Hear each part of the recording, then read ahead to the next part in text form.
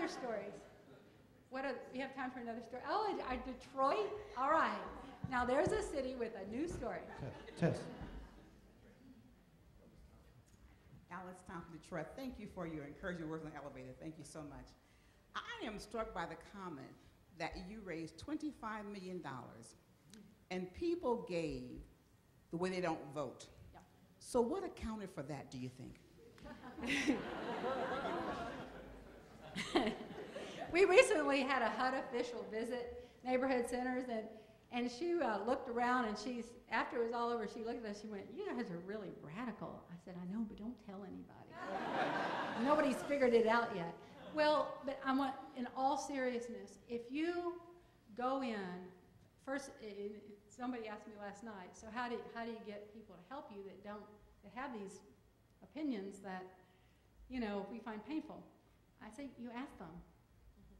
You ask them. You invite them out, you teach them, you educate, you ask. Because if we're willing to go in without judgment, in the same way we go into neighborhoods, appreciating what people do have to offer, what they are willing to do, maybe they'll never vote the way we want them to. But if they're willing to help in another way and you're willing to allow them to do that, that's how transformation happens. And that's how this happened. I mean, this was built and paid for, and it's, it's a pretty amazing thing to see happen in Houston. But we also took into consideration the context. In Houston is a city built for work. Now my second favorite city, sometimes my first one, is New Orleans. Now New Orleans was built for living. Thank God there's a place to go where it's still about life and celebration and food and family and music. But Houston was built to work, for work.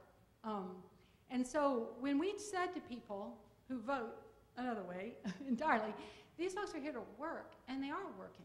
In this neighborhood where everyone had talked about all the problems, 3% unemployment. People are working their tail ends off. So everybody in Houston understands that. Oh, you came here to work. And there's another little secret about Houston. Everybody with money has been broke a couple of times. Now, y'all don't know this about us because, we only tell you about when we're doing well. We don't come up here and talk about when we're broke, but we'll be broke again. And the good thing about that is that people who've got a lot of money right now, remember in the 80s when we were like flat broke. We were so broke. In fact, right now we go, well, at least it ain't the 80s. Y'all don't remember that because it wasn't like that for the rest of y'all. But so I think the part of that story is so important, and I've seen the new messages that are coming out about Detroit. It's looking at your city and understanding in the DNA of the city, what is the city really built around?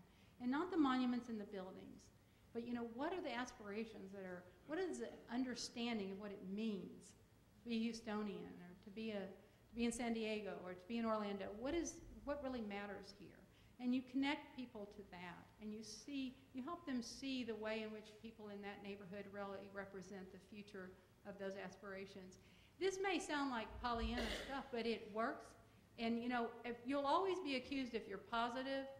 If you got anything positive to say, people go, "Oh yeah, that's really Pollyanna stuff," But it's powerful because we can be united on some things when we're divided on a whole lot of details. We can be united around that every person has a right to the opportunity for work. We can be united around that. So there are things like that I think really help. So, okay, so that's it. Thank y'all so much.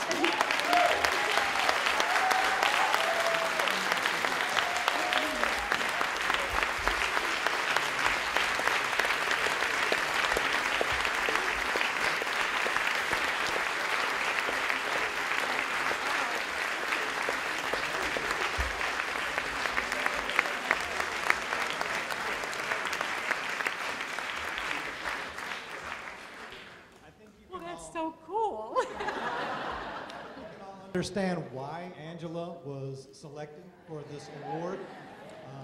And I think you can also understand why at United Neighborhood Centers of America within our network, we really lift up the work that Neighborhood Centers Incorporated is doing. I've been at this with UNCA since 2006. The first place I went on the plane to go to be welcomed into this network was Houston. And one of the first people to give me... Not Dallas. It was not Dallas. One of the first people to give me a warm hug and a warm welcome, just like we were family, was Angela. And you know, it's a pleasure. I tell you, I'm a blessed person. I get to work with amazing people. I get to work with amazing organizations, and it's an exciting time to be in the work that we are. And it's in no small part because of what Angela and her team at Neighborhood Centers Incorporated are doing in Houston, Texas. And we just love you. Thank you.